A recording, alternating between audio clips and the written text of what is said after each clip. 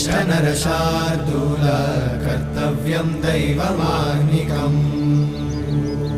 उत्तिष्ठोत्तिष्ठ गोविन्द उत्तिष्ठ गरुडध्वज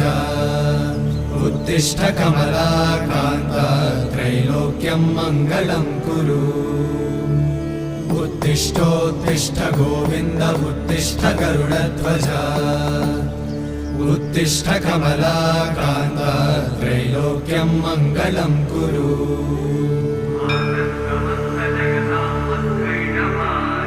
मातः समस्त जगतां मधुकैटभारे